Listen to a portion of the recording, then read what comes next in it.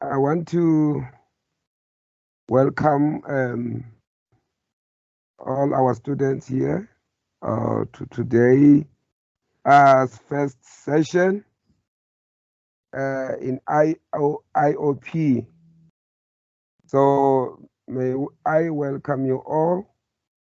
I know that you have been waiting for this moment that we meet electronically or we meet virtually, so that we can deal together with this animal called IOP. Today is critically of intro. Then I will give you the overview of what we are going to do together. I was mandated by the university to facilitate the learning environment. Facilitation is key. And in facilitation, you as a student, you play a critical role. I don't want to be in a session wherein we are together and you are not well prepared for that lesson. Because even when we live here, I will say next time when we meet, we are going to deliberate, we are going to engage on the on that chapter concepts. Then in deliberation, we want to hear your views. Each one's view or facts are important. Remember, learning does not stop. We learn every day. I also learn. I'm not the alpha and omega here. I am also learning from you. You know, a lifelong learning. Hence, my responsibility here is to explain, or for example, it could be sometimes I will be doing the presentation. Then in that presentation, we need to also deal with the concepts in your books. So facilitation is not teaching, it's not lecturing, it's not tutoring. Facilitation is when I ask a lot of questions, you respond, and I clarify where I have to clarify. If ever are exercises, you do exercises. If ever I want Sando to calculate maybe the mean, you know, the mean of the data or the range, she must also explain how we get it. Even if she may not get it right. Like I heard some other people were saying, you know what? In the first assignments, I struggled. But when the assessments solutions came, I tried to compare what I did and try to find out what was wrong and how can I do it better. To me, it's a learning. I do appreciate that. So now, our relationship here is to make this learning very, very interesting. You know, I understand. That's why I'm saying today is my day to introduce. You know, I understand that exam is knocking, but I also believe that our facilitations will be effective. At the end of the day, my desire that maybe we'll deal with some of the difficult questions, you know, in your so that we see what are the problems. Very, very importantly, you know, that's what I'm saying. Today is my day to be with my students. If you know someone better, you know, it's good to work with. We only have a month and weeks Obviously, by November, you will be in the solely, some are starting in October. Then now, the critical point here is we are going to finish what we are doing. We will finish it. Then you are all HR learners. You are all HR learners. HR is broad. you know, I mean, you get an appropriate person. I am working in the organizational development or organizational effectiveness section. In organizational and development session, when you talk about industrial psychology, I say, wow, it's HR, but on the OD side. And also, yes, partly in the recruitment and operation side. When you say you are doing become HRM, I say, wow, these are the right people. But now, for teasing and understanding, I did ask this question to the students who were doing HR. Three whatever, 473. Yeah, that model yesterday, that it's better to also understand,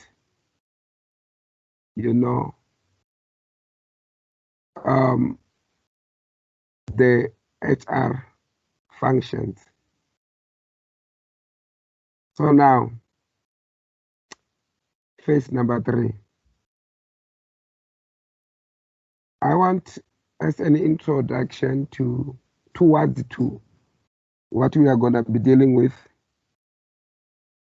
I want any one of you telling me functions of general management. What are the 7 functions of 7 management, or any function of general management? We are starting now. I'm saying this because, do you know that this subject is going to prepare you to can conduct a research? It's very, very important. If ever you are working in HR or more especially in OD, we do a lot of investigations and we do a lot of research there. And on top of that, some of you are HR payroll. This is gonna prepare you to move, to different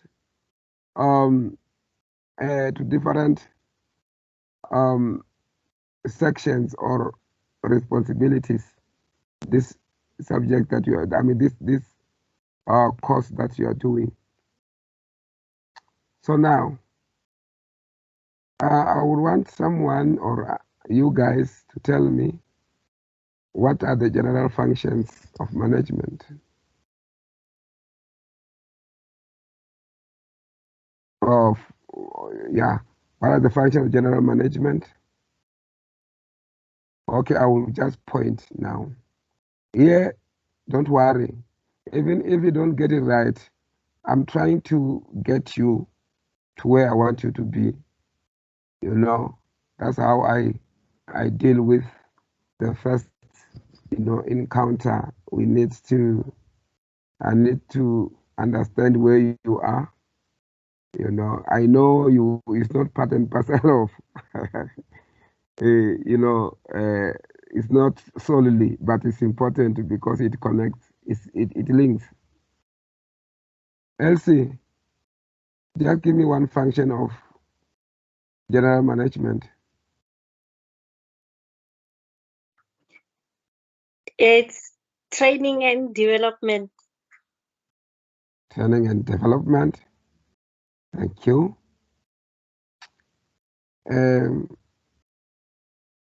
Who can try? Who can give me the other one before I point? Lucia want to try. Lucia, what is your response? It's leading and controlling. Okay. Remember, we're talking about general management functions. No? Leading and controlling. All right. All right. Oh, sorry. All right. No, thanks, Lulu. Oh, okay. Maybe I can say, what are the functional departments in general management? What are the functional departments in general management? Tando?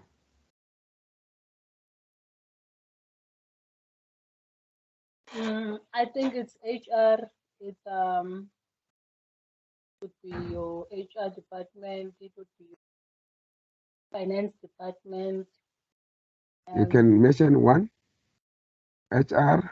So Okay. yeah, HR and finance, yes. And finance. Okay. Thank you. Elsie, do you want to repeat? Lulu, do you want to repeat? Okay. Yes, Lulu? Marketing, sir. Marketing, good. Oh, okay. Thank you. Thank you. Marketing. You can put your hands down. Thank you. Who else?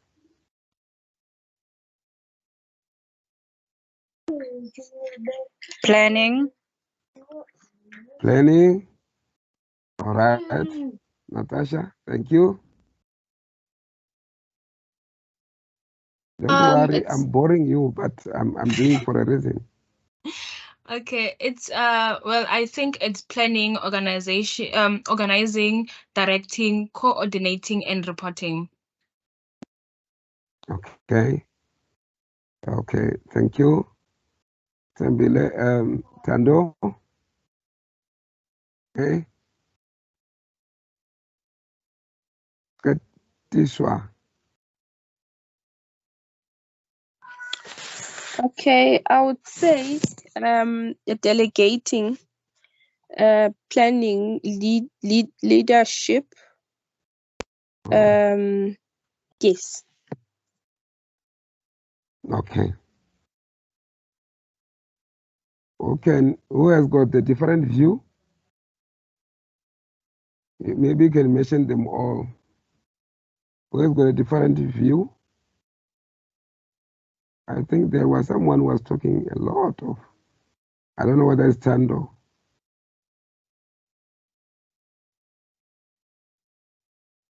Yeah, so I mentioned HR, I mentioned finance department, marketing, production department, purchase and development management.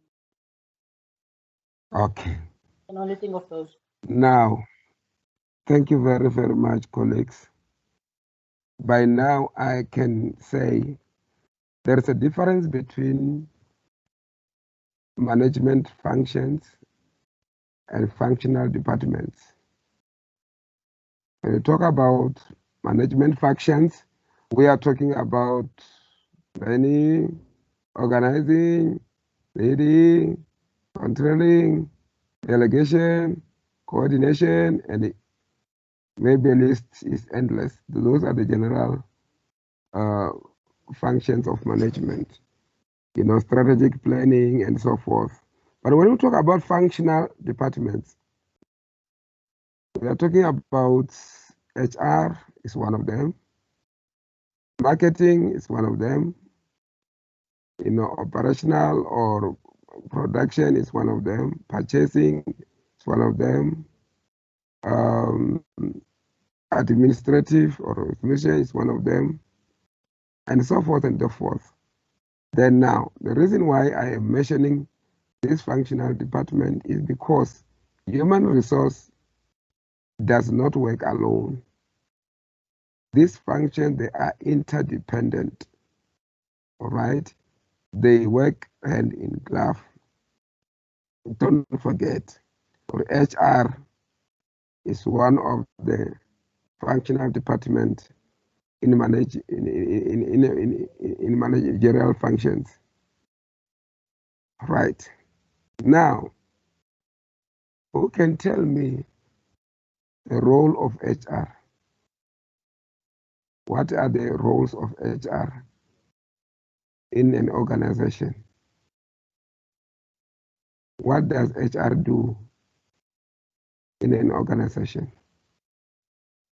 Can raise your hand?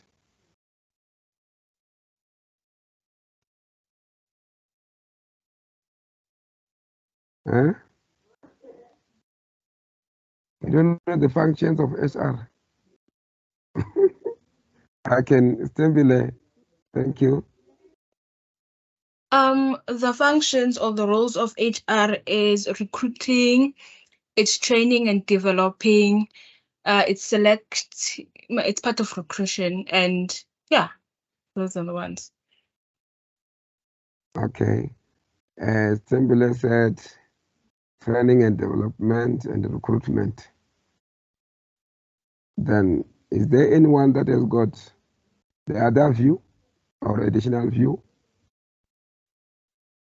Very interesting. I think to make sure they deal with employee benefits and make sure the company complies with the necessary employment acts, employment laws. I like this. Thank you. Sando, try again, please. I think my view of HR in the organization is that they are the link between the employer and the employee. So they are more of a in between men, like a person that is in between the two, that would link the two together to make sure that the well-being of the employees is looked after properly, as well as the company's side is also taken care of. Thanks. In other words, thank you very much. In other words, you are saying employment relations. That's what you are saying. Wherein employer-employee relationship is maintained or enhanced. All right? I'm quite happy. The other one, this one, all the functions that like recruitment and selection, service benefits, training and development, employment relations, is what I wanted. But there is this other one, two, which are left. Tembele? I think it's performance. Wow. Performance management, ne? Yes. Thank you. Wow. I like it. Today, I'm enjoying. Then, yeah, Natasha? Occupational health and safety or employee wellness. Yes. Occupational health and safety and employee wellness, EHWP. Wow. The last one, very last one, this one. I know we are not very familiar with, but it's very important. I'll try to give a brief to each, then we come to what we have to deal with our IOP. But to me, this one, what we're doing here is important because you are the HR people. You must know what HR is. When you are saying I'm in HR, you must talk about all these functions. Then you understand HR. You know, the last one, I can give 2 people to try. Then I do a summary. Then we come to the intro of our IOP. Yes, I'm really thinking hard. We said employee benefits, compensation. Mhm. I really don't know, sir. That's fine. It's fine. uh, yeah. Let me come Performance to thank you. management. Yes, it's already said. No. That's it, sir. Don't worry. I like it. I like us trying. Tembile, I think it's not training, talent. Isn't it? We have 2 management, we have performance, and then we will have talent management. talent management as a function. Talent management, I will say, is part and parcel of HR. Yeah, it's part and parcel of HR. And it's a function at a limited range. Oh, okay. Katiswa, thank you, Tembile. Hello, sorry, sir. I just want to try. I think the role of HR is to be the mediator between the employer and the employee. As they've mentioned, the other functions. I think the other function is labor relations. In that it will encompass everything that the different departments, or it will bring together to make sure that the employer is compliant and the employee is compliant with the policies and whatever the organization is about. Thank you. Thank you very, very much. I really appreciate. You raised something very profound. Hence, it was already indicated as employment relation, ER.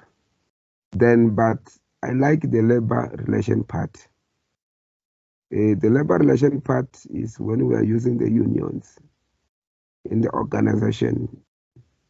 Labor relations, it comes as the roles and responsibilities of the shop stewards in the organization. They are for the interest of the employee. There is a difference between labor relations and employment relations. Let me start there, then I will tell you what role did you struggle to. I know this one, people, they are not used to, but those ones who are doing industrial psychology, we're supposed to know this. Then now, the functions of human resource management. If ever you're the generalist, number one, you must know recruitment and selection and HR operations, services and benefits. It includes staffing and so forth. That's number one. Number two, recruitment, service benefit and compensation. Number three, you must know employment relations and labor relations. Employment relations, they deal with 2 critical matters, or 3. Number one, they deal with grievances. If ever maybe you and your supervisor are not getting along because of some work issues, they intervene, they deal with grievances. And if ever they cannot deal with that grievance, you know what they do? If ever you are the aggrieved person, you can lodge a dispute dispute is when you are working out of your organization and you want, CCMA or other councils related to your organization to help you. All right. The other function of ER, employment relations, is okay. By then, labor unions, they can assist employees in dealing with grievances and also disputes. The other function, which is very critical, is misconduct. They deal with misconduct. Those people that violate, the company or the employer's rules and so forth. Stealing, beating someone, sexual harassment, and so forth. So they are being dealt with by, employment relations. If ever you are given verbal warning in a lesser, maybe in the not very important, behavior. But if ever it's a serious behavior like theft, like fraud, and so forth, that's where you go for hearing, and you are represented by your labor or union. If ever they conduct the hearing and they find you guilty, they can dismiss you or sanction you on the other way. Then yes, recruitment and selection, there are processes there to get you into the business. Training and development, as a staff, you must be trained and developed. Trained in what? Train in for example, training courses that you attend to do a particular job, or you can administer bursaries, and you can manage what you call monitor and administer learnership and internship and any other training programs. That is when you are working training. Then now, performance management, yes, is one of the roles that is important for you to deal with performance management. Which one is left? Yes, EHWP, employee health and wellness.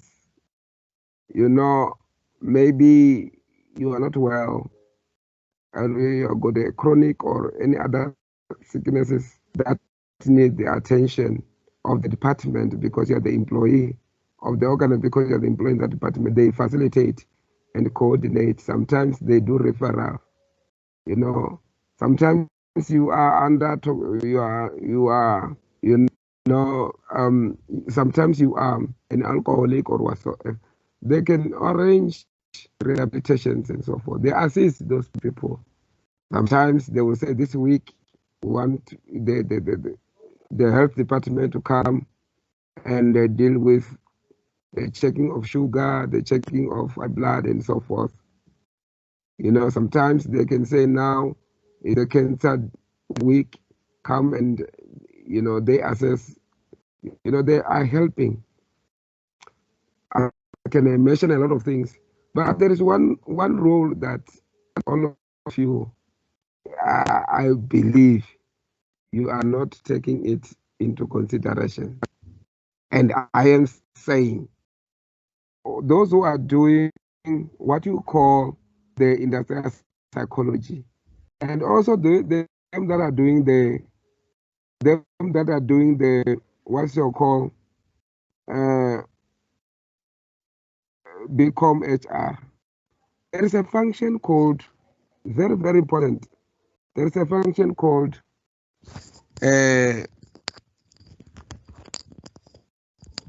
organizational development, OD. OD is one of the functions of HR, OD. OD is one of the functions of, what do we do in OD? We can call it OD or organizational effectiveness, OE. Here, that is where the structure of the organization is done. There is a functional structure and organizational structure. All right. Then what you are doing, if you are the employee, you are the employee of a particular, of the university or whatever, what you are doing every day, you are doing the functions that way, the development of those functions and the standard operating procedures of those functions. They have been facilitated, the development has been facilitated by what we call OD. The change management awareness sessions that are being held, and the surveys that are being held in our organization is the role of OD.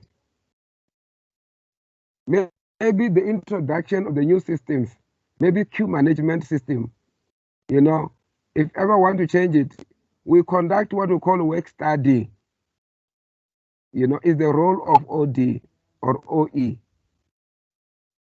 They are what we call business processes, processes.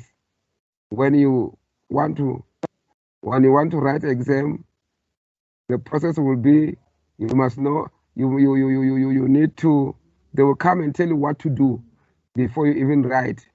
The processes of writing exams, for example, business processes is one of the wing of OD. Job descriptions, and those qualifications and experience is us as OD who design it. We design the job descriptions with job specifications and also the experience and the qualifications. It is us as OD. I'm showing you how OD is critical, and also job grading. When you are given you're getting your salary, they are not robbing you. No, it was scientifically worked out by us as OD to grade your job. You will say, you know what? I work a similar job as my supervisor. Remember that your supervisor has got other roles, and one of the things to supervise you, to check your performance and other resources. So I'm trying you to understand, what is the role of HR. Can you see that HR is broad?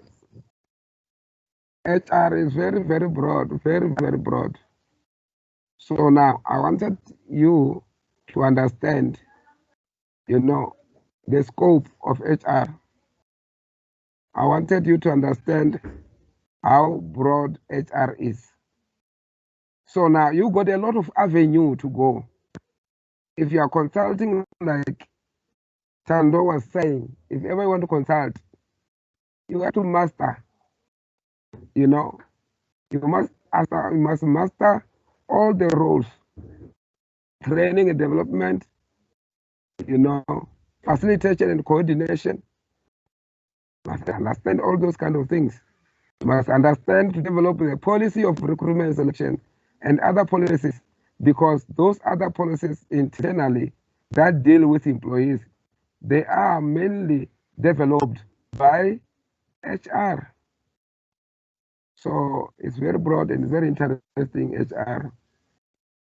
So I needed to deal with this thing because you guys are dealing with HR. So I want to open your eyes, or I want us to understand that HR is very broad. Payroll is part and parcel, of in the other companies. Payroll, it falls under finance, and in the other departments fall under HR. So HR is very broad. Then now, there was something that you said about compliance. I think it's Natasha. You as an HR practitioner, whether you're a manager, whether you are whatsoever, but you call you a practitioner, you must also work in line with certain standards of behavior. You must work in line with certain standards of behavior, and those are associated with work ethics. You know, for example, there are confidentialities that you sign, more especially when you deal with recruitment and selection, and also working with people's issues, things. The reason being that, you know, you don't have to divulge some of the information. And also the conduct of you as a practitioner. That is why when you want to be a generalist or specialist, you need to register to SABP. They regulate the standards of HR. So I want to believe that many of HR people that the university employ to work in HR, they require that registration. Now, I am switching off from my broad intro just to touch base on what we are, what is the elephant in the room. IOP. Then, but you know, colleagues or my fellow students, what is important here, if ever you check, this is very important. Do you know that you are dealing with the reason why you are dealing with this IOP? When I went through your material, I realized one thing. I realized that if ever students are doing this course subject, if they master it, there is no way that they can fail research because it's a research on its own. It's just that it gives us the basic concepts of research. Not only research, but the research analysis. This is to do with research analysis. So I'm saying, and I'm saying it again, please master this. Why? Because once you master this, you will tell me one day to say, Mr. Negota, hey, I master IOP. I don't have a problem with doing research because quantitative research, I'm just saying it now, quantitative research, it requires you to work numbers. And numbers in terms of what? Remember, you have to answer the research question. And the research question is answered by you applying the quantitative, I'm not going to talk about qualitative, the quantitative methods which you use to collect data. And when you collect that data, you need to analyze that data before you present that data. You interpret, you analyze, you collect, you analyze, okay, and you interpret.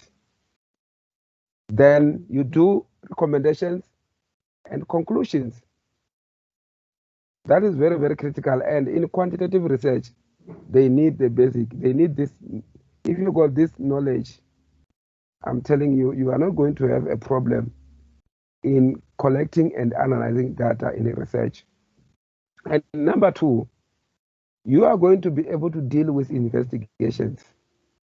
You know, you are going to deal with because the investigations, they need you to conduct some interviews, you know, using some other questionnaires, if ever, or any other method to collect data. You must analyze that data.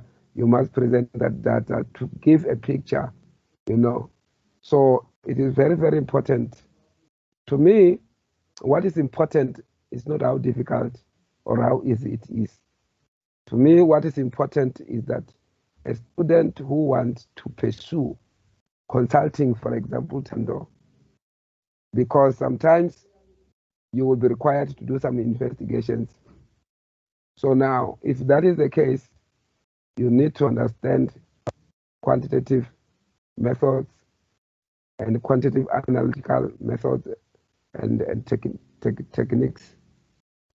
So that is what I want to give you today to say, please understand this, please work on this. So one other thing that I want students to do is that you try by all means that you be available during your scheduled time. If ever I'm not available at all, I should think or only anything that might, I will tell our managers, our administrators on time so that they can communicate with you. The other thing, before I give you the overview of what we are going to do, is the fact that, you know, like I'm saying, if ever maybe with an individual problem, you need an individual attention. So you let me know, or you let Ms. Sibia or Ms. Kumbi know, so that we can formally arrange how to assist you as an individual person. So they allow that. But I would want us to work as a team, and no one is to prove anyone. All of us, we are learning. As much as, you know, we all understand the concepts. And after dealing with these things, my also assistance will be in dealing with difficult questions so that we all understand. Because the reason why you are here and why I'm here is to assist you. This university loves you so much that you got different, you know, learning opportunities or learning ways, different, you know, apart from your lecture, you know, apart from your groups. So there is this other one. So once we become the gurus of IOP, I'm telling you, it's gonna take us far, or you far, as a student. Don't just want a qualification without understanding what you are doing. So the work that I've done today, I wanted to baptize you into the world of HR as a generalist. You must understand HR. Then now, after being baptized, now we are coming to the issue of IOP. If you check IOP, the other thing, because I will give you the overview, then I don't want to forget this. When we meet, you will know which chapters. There are other things that we might not even cover here now. But when we meet in those 2 hours, you know, we can cover 2 or 3. It depends on here which chapter we cover, which one didn't, because of the length of the intro that we gave is very, very important to me. So it's very important that you go and read and master you guys, you got, you know, assignment questions, so forth. So come here well armed, so that we make this environment more exciting. You know, whenever we come, you'll be very excited to say we are going to deliberate. In as far as I'm concerned, if ever there is any of the modules that I'm handling, which has got a lot of chapters, is this one. So I want us to understand that this has got a lot of chapters. That's the first thing. It's got a lot of chapters which we have to cover. Then now we don't get intimidated by these chapters. Then now we are going to, we will, you know, there is an introduction to research statistics, and statistics. Then lesson number 2, language of statistics. Each and every field has got its own language. Then we come to the basic mathematical calculations used in statistics. That's the background, all right? Then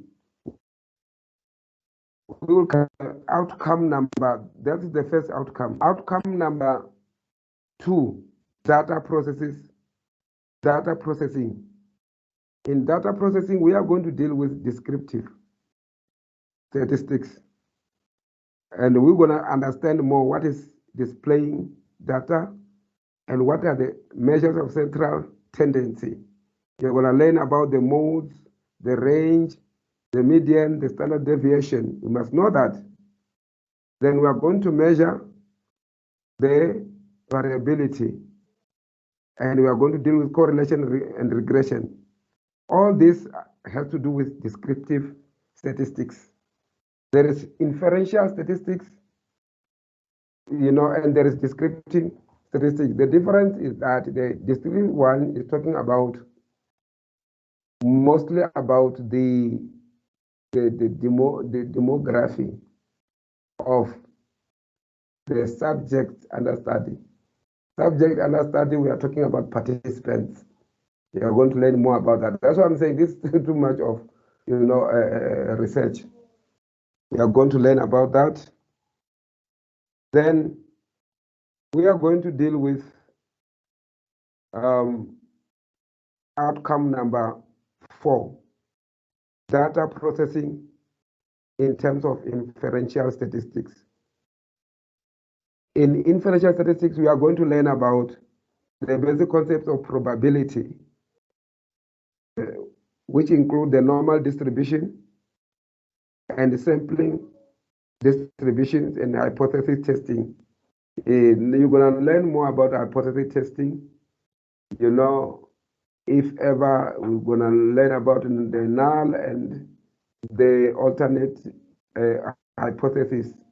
You know, a hypothesis is a reasoning to say all men are, for example, cruel. That is a hypothesis. You need to prove that. So null hypothesis will say all men are cruel, but the other one will say all men are not cruel. And now you have to deal with the issue of of proving it. Then now you got hypothesis tests applied to means. That's where we're going to deal with t-tests. Then hypothesis tests applied to means, one way, analysis of variance and chi-square and power. The last thing is data analysis. And we are going to deal with the fixtures organization, or an organization that we, you know, is not a real one organization, but is regarded as a real one. So I want us to also look at the fact that If you go to your page Roman figure 6, if you have your, these are very, very important. Page Roman figure 6. You are going to, you got students who successfully complete this model will be able to perform the following. You got the outcomes and assessment criteria. So this is very important. There are 4. If you check that diagram in Roman figure 4, it has got 4. There's background, there's green, blue, and those represent the outcomes that are in Roman figure 4 here. At the end of this model, you must be able to explain the basic principles and concept of scientific research of a quantitative nature. I spoke about statistics is about quantitative numbers. And you must be able to do what? That is outcome number 1. In other words, lesson 1, 2, 3, you must be able to also know the process of conducting research. So I'm not going to read the assessment criteria. Assessment criteria are those particular topics there. You are going to learn, for example, bulletin number 4. Bulletin number, let me say, number 1. The characteristics of scientific approach to research are explained. The quantitative research process, you are going to learn the process of quantitative research. Then you're going to know what is a variable is and give the difference between different variables. Then you're also going to know the nominal, ordinal, interval, and ratio scales. We are going to distinguish them and give an example. So there are various concepts of quantitative data like descriptive versus inferential. We are going to know the difference between descriptive and inferential statistics. What are the differences? Then we are going to know about the differences between population and a sample, parameters and statistics. We are also going to know the measurement of data versus the categorical data, which we are going to define. So I'm not going to read the other. If ever you go to page Roman figure 2, is the other criteria for what?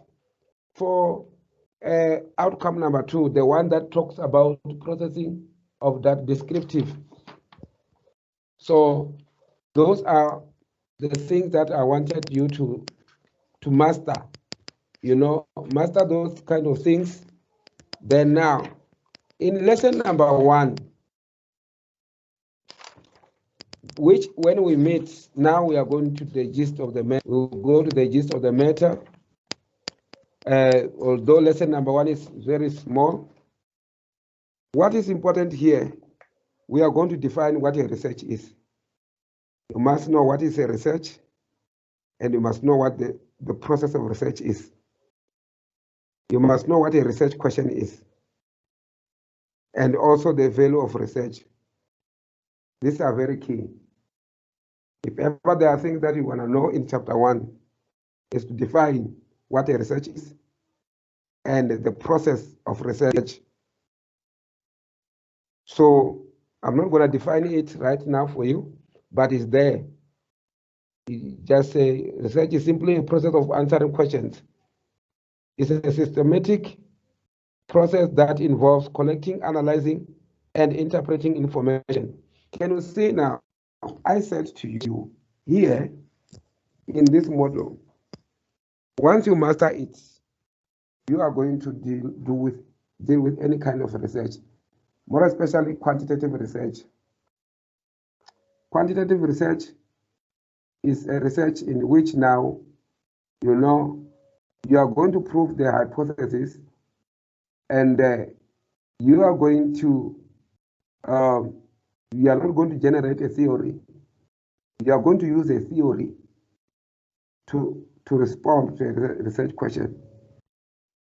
In other words, it goes hand in glove with deductive, you know, method.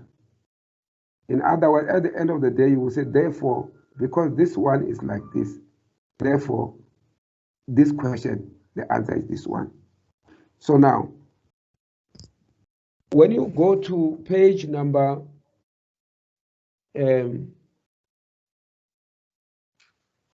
I'm not going to explain on page number 4. Here is just an issue to say in industrial psychology, the research will be based on, that is page number 4. The research will be basically based on consumer psychology, organizational psychology, personnel psychology, labor relations, career psychology, and psychological assessment. So that is to tell you, but very, very important is page number 5. Very, very important is page number 5. And in page number 5, to me, is very important because you must know the process of research. And if ever you got your books, you must have your books time and again. Most of the projects follow the same basic process, although there may be some variations. Figure 2 shows the 5-step process that researchers typically undertake when conducting research. Remember, the research comes when there is a problem. There should be a research problem. No, you don't worry. In the next, wherein maybe I might be doing even the slide and so forth, but I don't want us to be spoon-fed. I want us to deal with these matters so that all of us, we meaningfully gain. So the research process starts with identifying the problem, all right? Or what is the question that has to be answered? Or what is the problem that has to be solved? You start with a question or a problem. When you deal with research question and problem, then that is when you are going to say, the study is about COVID-19. COVID-19, blah, blah, blah, blah, blah, blah, blah, blah. The research question is, or the aim of the study is to determine the impact of COVID-19 in the workplace, in the workplace. So your problem statement, you will say, many people were not able to come to work or were not productive because of COVID-19. That's a problem statement. And maybe, for example, I will say the research aim is determine the causes. Can you see the causes of why people didn't? Then the research question will be why people did not perform during COVID-19. Then now, that is a research. After a research question, there should be method. What are the methods that you are going to do to investigate? Research method. And the research method here, because we are using quantitative, is quantitative research method. And how are you going to collect data? How are you going to, maybe you are going to use what we call focus group. Maybe you are going to use a questionnaire. Maybe you are going to, then that is now number 2 step involved to design research study in order to answer the research question. So that is your research methodology or method. Number 3, this is the step, the way in which the information needed to answer the research question is obtained. Here, yeah, like you are saying, the way that is the collection of data. Number 4, that data must be analyzed. So now, number 4 is what has impacted this subject. Number 4 is about IOP. In other words, this is the analysis of the information. How do we do the analysis of the research or the study or a survey? In a quantitative study, we use statistical methods. Which statistical methods? The one that we are dealing with, descriptive and inferential. So now, remember, what we are doing here, in as far as I am concerned, in as far as the processes here are concerned, step number 4, it has to do with the model. You know, the methods to analyze data. That is where we are. Number 5, after we analyze the data, like I said, there should be interpretation so that we can draw conclusions, so that we can answer the research question. So now, I'm saying to my fellow students that page number 5, this thing is very important. And where there is dark blue there is a research question, research design, data collection. I think I will do justice just to let you understand, because it's not only that you study and you pass, you study and understand, or how did it come that we are in step number 4. So yes, we are going to deal with this thing, and rigorously so. And I want us to look at this thing. So my advice, let me come to,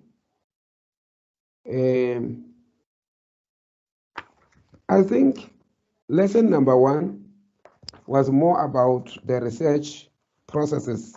What is a research and the research processes? So now, because number 2 we didn't do it, we are going to combine it with the lesson number 3 and 4. 3 and 4, 2, 3 and 4, we are going to deal with them together. But what I'm asking you to do as a student, please go and really study and master, so that here, even if you don't understand, we are going to make sure that all of us, we understand and we're on the same page. I was just trying to draw you to this interesting subject or model. It's very interesting. So after understanding what to do, how to do, you know, even when you write an exam, you are going to write exam knowing and understanding. You know, that's what we're striving to do here. But note that chapter 2, chapter 3 and 4, we are going to squeeze them together. So chapter 1 is all about research and research processes. I said our process is number 4. Our process is number 4, and that is where now we are focusing on this IOP. Yeah, I want to take this moment to say to all the students, I could see my students, all of them are in. I mean, the ones that attended are still attending. I want to appreciate that. And my appreciation is that you allowed me to deal with the critical matters pertaining HR, and also which includes our subject. And the number 3, I want us to go and master, study, so that when we meet together, it's just to eye-open each other. And number 4, if not 5, I want us to attend, you know, when there's a schedule, we respect those schedules. If ever there are changes in terms of schedules, we will know it on time. Maybe it's a change in terms of shifting time whatsoever. You will know it on time. And number 6 is not only to strive to pass, is that you become a master. And lastly, let me take this opportunity to thank our administrators for helping us and being patient with us. You know, yeah, some of the students, because of work commitments and so forth and the connectivity, they could not really do it on time, but that is understandable. So I want to say we are going to meet next time. Thank you. God bless you.